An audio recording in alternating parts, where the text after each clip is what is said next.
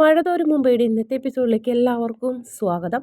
അങ്ങനെ ശരണ്യനെ കെട്ടിപ്പിടിച്ച് നിൽക്കണ അലീന എന്നിട്ട് പറയേണ്ടത്, നീ പഠിക്കണം, നീ പഠിച്ച് നന്നാവണം, നീ ഒരു ജോലി വാങ്ങണം, നീ നല്ല നിലയിലെത്തിയാൽ ഞാനും ജയിച്ചു. അതിനർത്ഥം എടി പെണ്ണെ നീ ഒന്ന് ചിരിക്കടി എന്നൊക്കെ പറയും. ചേച്ചി ഇതൊക്കെ പറഞ്ഞിട്ട് പോവുകയല്ലേ, അതിനാൽ എനിക്ക് നല്ല വിഷമമുണ്ടെന്ന് പറയും. ഇങ്ങോട്ട് നിൽക്കുന്നു പറയും. എന്നിട്ട് കവറിൽ നിന്ന് ഒരു പൂത്തി എടുത്തുകൊണ്ട് വരും. എന്നിട്ട് അത് കൊടുത്തിട്ട് പറയും, ഇത് നിനക്ക് ഞാൻ വാങ്ങിയതാണ്, ഇത് നിട്ട് പവർ കാണിക്കാനല്ല കേട്ടോ, ഇത് നീ കാണുമ്പോൾ ഒക്കെ എന്നെ ഓർക്കണം എന്ന് പറയും. അപ്പോൾ ചേച്ചി ഇനി വരില്ലേ, വരാടി മോളെ എന്ന് പറഞ്ഞ് വീണ്ടും സമാധാനിപ്പിക്കും. എന്നിട്ട് അമ്മ വരുമ്പോൾ അമ്മയ്ക്കും അച്ഛനും ഒരേ ഡ്രസ്സ് എടുത്ത് കൊടുക്കും. അമ്മയ്ക്കൊരു സാരിയും അച്ഛനൊരു ഷർട്ടും എന്ന് പറയും. മോളെ നീ പണിയെടുത്ത കാശ് കൊണ്ട് ഇതൊക്കെ വാങ്ങിയാൽ ഞങ്ങൾക്ക് വിഷമമാണ്, എനിക്ക് സന്തോഷമാണ്, എൻ്റെ സന്തോഷത്തിന് വാങ്ങിയാണ്, എൻ്റെ പൈസ കൊണ്ട് ഇങ്ങനെയൊക്കെ വാങ്ങാനല്ലേ എനിക്ക് സന്തോഷമുള്ളൂ എന്ന് പറഞ്ഞ് ഞാൻ പോകണ്ടാന്ന് പറയും. എന്നിട്ട് ശരണ്യോട് പറയും, നീ വായോ റോഡ് വരെ എൻ്റെ കൂടെ എന്ന് പറയും, നമുക്ക് അത്രയും സംസാരിച്ച് പോകാമല്ലോ എന്ന് പറയും. അതിനുശേഷം പിന്നെ കാണിക്കുന്നത് ബാലചന്ദ്രനെ ഇനി ബബിതനെ വിളിക്കുന്നത്. അപ്പോൾ എന്താ അച്ഛാന്ന് ചോദിക്കും. എനിക്കൊരു ലെമൺ ടീ എടുത്തു തരാൻ പറയും. പഴയതുപോലെ ഒന്നല്ല, പറയുമ്പോഴത്തേനും വേഗം എടുക്കാൻ പോകും. കൃഷ്ണമോൾ വന്നു ചോദിക്കും. ഇല്ല അച്ഛാ, അവൾക്ക് ഇന്നുകൊണ്ടുള്ള പരീക്ഷ, ഇനി അവൾ ഫ്രീ ആയി, ഞങ്ങൾക്കല്ലേ പരീക്ഷ തുടങ്ങണേന്ന് പറയും. കൃഷ്ണമോൾ വരുമ്പോൾ രോഹിത്തിനെയും കൂടെ വിളിച്ചോളൂ കേട്ടാന്ന് പറയും. അപ്പോഴത്തേനും കൃഷ്ണമോൾ വരും. അപ്പോൾ കൃഷ്ണമോൾക്കും ഒരു ലെമൺ ടീ കൊടുക്കും. അച്ഛനെടുത്തത് തന്നെയാണ്, നിനക്ക് ഇത്തിരി പഞ്ചസാര കൂട്ടിയിട്ടിട്ടുള്ളൂ എന്ന് പറയും. അപ്പോൾ ഇതിന് രോഹിത്തും വരും. രോഹിത്തിനെ അവിടെ നിന്ന് താഴത്തു നിന്ന് കൃഷ്ണ വിളിക്കും. എടി നാട്ടുകാർ കേൾക്കുമല്ലോ, മോളിൽ പോയി വിളിക്കണമെന്ന് പറഞ്ഞപ്പോൾ എനിക്ക് വയ്യ അച്ഛനെ മോളിക്ക് കയറാമെന്ന് പറഞ്ഞ് അവന് വരും. എന്താടി എന്നെ വിളിച്ചതെന്ന് ചോദിക്കും. എന്നിട്ട് അവളുടെ കയ്യിൽ, കൃഷ്ണമോളുടെ കയ്യിലുണ്ടായിരുന്ന ചായ രോഹിത്ത് മേടിച്ച് കുടിക്കുമ്പോഴാ അത് അവൾ കുടിച്ചുകൊണ്ടിരിക്കണതല്ലേ എന്ന് പറയും. ഒന്നാന്ന് പറയും. അത് കൊടുക്കും. നിങ്ങളുടെ മൂന്നാളോടും കൂടി ഒരു കാര്യം പറയാനുണ്ടെന്ന് പറയും. എന്താ അച്ഛാന്ന് ചോദിക്കും. നാളെ ഇതിനെ പോകും കേട്ടാന്ന് പറയും. നാളെയോ എന്ന് ചോദിക്കും. ബബിതയുടെ തൊണ്ടങ്ങനെ വിറയ്ക്കും, ഞെട്ടും. എല്ലാവരും നാളെ പോകുമോയെന്ന് പറയും. അവർ വിളിച്ചിട്ടുണ്ടായിരുന്നു ചെല്ലാൻ പറഞ്ഞിട്ട്. അച്ഛൻ കണ്ടുപിടിച്ച കുളത്തൂപ്പുഴ എന്ന് പറഞ്ഞ സ്ഥലത്തേക്കാണോ കൊണ്ടുപോകണമെന്ന് പറയും. അതെ, അവിടെ ഇവിടുത്തെ പോലെയല്ല, നല്ല മനുഷ്യരാണ്, നല്ല വീട്, വലിയ വീട്, കുറേ നായ്ക്കളുണ്ട്, കുറേ റൂമുകളൊക്കെ ഉണ്ട്, അലീനയ്ക്ക് ഭയങ്കരമായിട്ട് ഇഷ്ടപ്പെടും. അപ്പം നമ്മളൊന്നും മനുഷ്യരല്ല അച്ഛാന്ന് പറയും. അല്ലായിരുന്നു, നമ്മളെല്ലാവരെയും മനുഷ്യന്മാരാക്കിയത് അവളല്ലേ എന്ന് പറയും. അതുകൊണ്ട് പറഞ്ഞാണെന്ന് പറയും. അവിടെ അവൾക്ക് ഒരു വിഷമം ഉണ്ടാവില്ല. പിന്നെ നിങ്ങൾ പ്രത്യേകം ശ്രദ്ധിക്കേണ്ടത്, അവളുടെ മുന്നിൽ കരയരുത്, അവളെ വിഷമിപ്പിക്കരുത്, അവളെ സന്തോഷത്തോടെ വീട്ടിൽ പറഞ്ഞയക്കുക, അത്രമാത്രം നിങ്ങൾക്ക് ചെയ്യാൻ കഴിയുള്ളൂ എന്ന് പറയും. ശരി അച്ഛാന്ന് പറയും. അങ്ങനെ ഒരു മൂന്നാരും ആകെ വിഷമമായിട്ട് നിൽക്കുന്ന ഒരു ഭാഗമാണ് കാണിക്കുന്നത്.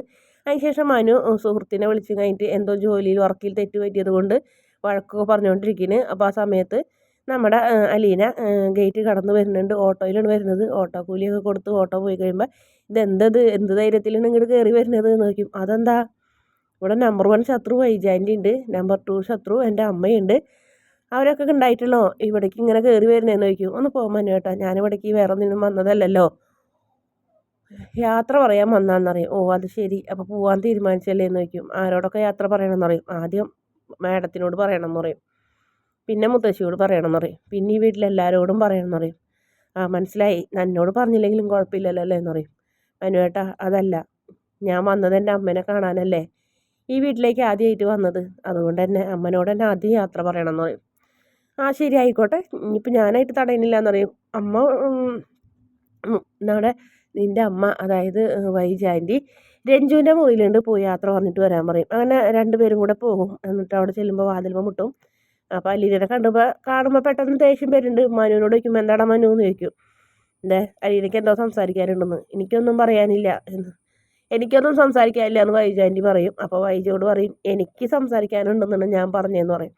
പിന്നെ മനു പറയും, എന്നാന്ന് വെച്ചാൽ അയക്കുക, നിങ്ങൾ കയ്യാങ്കളി ആവരുത് എന്ന് പറഞ്ഞു മനു പുറത്തേക്ക് പോകും. അലീന അകത്ത് കയറി വാതിലടിക്കും.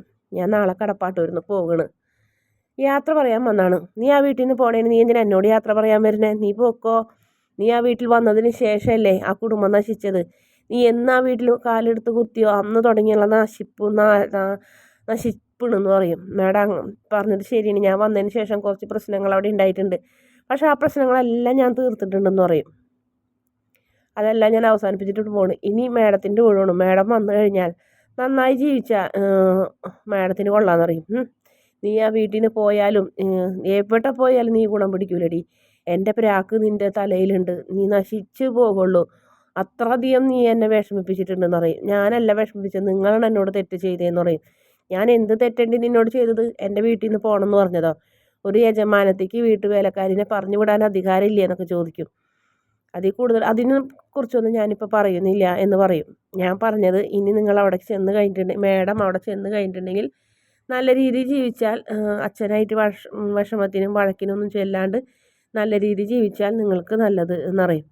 എൻ്റെ ഭർത്താവിൻ്റെ കൂടെ ജീവിക്കാനേ നീ എന്നെ പഠിപ്പിക്കേണ്ടടി.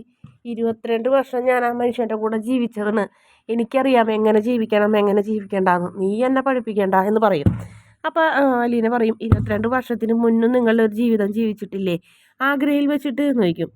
ആണൊരുത്തൻ്റെ കൂടെ എന്ന് ചോദിക്കും. അതോടുകൂടി വൈജയന്തിയുടെ ഗ്യാസ് പോകണം. വൈജയന്തി ആകെ ഞെട്ടി തകർന്ന് കണ്ണൊക്കെ തുറിച്ച് അലീനനെ നോക്കണ്.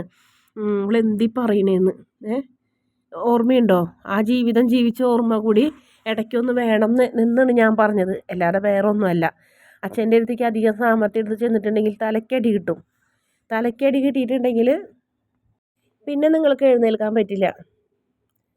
ആ വീഴ്ച ജീവിതകാലം മുഴുവൻ താന്ന് കിടക്കേണ്ടി വരും തലക്കടി കിട്ടിയിട്ടുണ്ടെങ്കിൽ. അതുകൊണ്ടാണ് പറഞ്ഞത്, അച്ഛൻ്റെ മുന്നിൽ സാമർത്ഥ്യവും അഹങ്കാരവും കാണിക്കുമ്പോൾ പഴയ ജീവിതം ഒന്നും ഓർത്താൽ മതി, കൂടുതലൊന്നും ഞാൻ പറയുന്നില്ല എന്ന് പറയും. എനിക്ക് നിങ്ങളോടൊരു വൈരാഗ്യമോ വിഷമോ ഒന്നുമില്ല, കാരണം നിങ്ങൾ എൻ്റെ അമ്മയാണ്, ഞാൻ നിങ്ങളെ അമ്മയെ പോലെ എനിക്ക് കാണണേന്ന് പറയും. അത്രേ പറയുള്ളൂ. അത് ഇടയ്ക്കിടയ്ക്ക് പറയുന്നത് കൊണ്ട് തന്നെ വൈജയന്തിക്ക് അതിൽ വലിയൊരു സംശയം തോന്നുന്നില്ല. അങ്ങനെ കരഞ്ഞുകൊണ്ടാണ് അലീന അവിടെ നിന്ന് ഇറങ്ങുന്നത്. അതിന് ശേഷം പിന്നെ മുത്തശ്ശിയുടെ അടുത്തേക്കിന് പോണത്. മുത്തശ്ശിയോട് പറയുന്നത് ഞാനിവിടെ നിന്ന് പോകണം മുത്തശ്ശി എന്ന് പറയുമ്പോൾ മുത്തശ്ശിക്ക് ഭയങ്കര വിഷമമുണ്ട്. മോള് സത്യങ്ങളെല്ലാം മുത്തശ്ശി അറിഞ്ഞിട്ടുണ്ടല്ലോ. പറയും ഞാൻ നല്ല വസ്ത്രം അണിഞ്ഞത്, നല്ല ഭക്ഷണം കഴിച്ചത്, ഒരു ഊണുമേശയിൽ ഇരുത്തി എനിക്ക് ഊണ് തന്നത്, ഊണുമേശയിൽ എനിക്കൊരു സ്ഥാനം തന്നത് എല്ലാം ആ വീട്ടിൽ വെച്ചിട്ട് മുത്തശ്ശി അത് ആ വീടും അവിടുത്തെ ആൾക്കാരോടെന്ന് പറയും. എല്ലാം ഉപേക്ഷിച്ച് ഞാൻ പോകണ് മുത്തശ്ശിയുടെ മോൾക്ക് വേണ്ടിയിട്ടെന്ന് പറയുമ്പോൾ മുത്തശ്ശി കൈയെടുത്ത് അലീനനെ തൊഴണ്. ആ സ്ത്രീക്ക് അതിന് മാത്രമേ കഴിയുള്ളൂ, വേറെ ഒന്നും ചെയ്യാൻ പറ്റാത്ത അവസ്ഥയിൽ എല്ലാത്തിനും മാപ്പ് ചോദിക്കുന്ന രീതിയിലുള്ളൊരു കൈയെടുത്ത് തൊഴലാണ് കാണിക്കുന്നത്. അതിന് ശേഷം ഗംഗേട്ടനോടും ശിവേട്ടനോടും യാത്ര പറയുന്നുണ്ട്. അപ്പോൾ അവർ ചോദിക്കുന്നത് എവിടേക്ക് അലീന പോണേ, ബാലചന്ദ്രൻ പറഞ്ഞെന്ന് ചോദിക്കും. ഇല്ല, കുളത്തൂപ്പുഴ എന്ന് മാത്രം പറഞ്ഞോളൂ എന്ന് പറയും. കുളത്തൂപ്പുഴയിൽ ബാലചന്ദ്രൻ ആരാ ഉള്ളതെന്ന് പറയുമ്പോൾ അതറിയില്ല. വേറൊന്നും അലീനോട് പറഞ്ഞിട്ടില്ലല്ലേ എന്ന് ചോദിക്കും. ഇല്ല, പറഞ്ഞിട്ടില്ല എന്ന് പറയും. പിന്നെ കാണിക്കുന്നത് മനു അലീനനെ കടപ്പാട്ടൂർ കൊണ്ടാക്കാൻ പോകുന്ന കാറിൽ ഫ്രണ്ടിൽ കയറിയിരിക്കുന്നുണ്ട്. എന്നിട്ട് മനു നമ്മുടെ അലീന മനുവിന് വാക്ക് കൊടുക്കുന്നുണ്ട്. അതോ മനു അലീനനെ കൊണ്ട് സമ്മതിപ്പിക്കണമെന്ന് അറിയില്ല. ഒരു പക്ഷേ മറക്കരുതെന്ന് പറയാൻ വേണ്ടിയിട്ടായിരിക്കും. എന്തായാലും നാളത്തെ എപ്പിസോഡിൽ നമ്മുടെ അലീന പോകുന്ന ഒരു ഭാഗം കൂടി പ്രൊമോയിൽ കാണിച്ചിട്ടുണ്ട്. അലീനനെ സുന്ദരിയാക്കി സാരിയൊക്കെ ഉടുപ്പിച്ചിട്ടാണ് അനിയത്തിമാർ വിടുന്നത്. ആഭരണങ്ങളും മാലയും വളയും കമ്മലും ഒക്കെ സ്വർണത്തിൻ്റെ ഒക്കെ ഇടിക്കുന്നുണ്ട് വേണ്ടാന്ന് പറഞ്ഞിട്ടും. അതൊക്കെ ബബിതയുടെ വകയായിട്ടാണ് ബബിത കൊടുക്കുന്നത്. അതിനുശേഷം കൃഷ്ണമോളായിട്ട് രാത്രി കെട്ടിപ്പിടിച്ച് കിടന്ന് ഉറങ്ങുന്നുണ്ട്. കൃഷ്ണമോളോട് പലതും പറയുന്നുണ്ട്. നമ്മളിങ്ങനെ എപ്പോഴെങ്കിലും ഒന്നിക്കായിരിക്കും, എല്ലാ സത്യങ്ങളും അറിയുമ്പോൾ നമ്മൾ ഒന്നിക്കായിരിക്കും എന്ന് പറഞ്ഞ് ചേച്ചി അനിയത്തിയും കൂടെ കെട്ടിപ്പിടിച്ച് കരയുന്നുണ്ട്. അത് നമ്മുടെ ബബിത കേട്ടിട്ടുണ്ടോയെന്ന് അറിയില്ല. ബബിതയും പുറത്തുനിന്ന് ശക്തിയായിട്ട് ഏങ്ങലടിക്കുന്ന ഒരു ഭാഗം കൂടി കാണിക്കുന്നുണ്ട്. അതിനുശേഷം പിന്നെ കാണിക്കുന്നത് നമ്മുടെ രോഹിത്തും കൃഷ്ണമോളും ബബിതൊക്കെ കരഞ്ഞുകൊണ്ട് വീടിൻ്റെ വരാന്തയിൽ നിൽക്കുന്നതും നല്ല സുന്ദരിയായി അണിഞ്ഞൊരുങ്ങി സാരിയൊക്കെ കൊടുത്ത് ബാലചന്ദ്രൻ്റെ കൂടെ കാറിൽ കയറി കുളത്തൂപ്പുഴയ്ക്ക് യാത്രയാവുന്ന അലീനനെയാണ് കാണിക്കുന്നത്. വീഡിയോ ഇഷ്ടപ്പെട്ടാൽ ചാനലൊന്ന് സബ്സ്ക്രൈബ് ചെയ്ത് സപ്പോർട്ട് ചെയ്യണേ.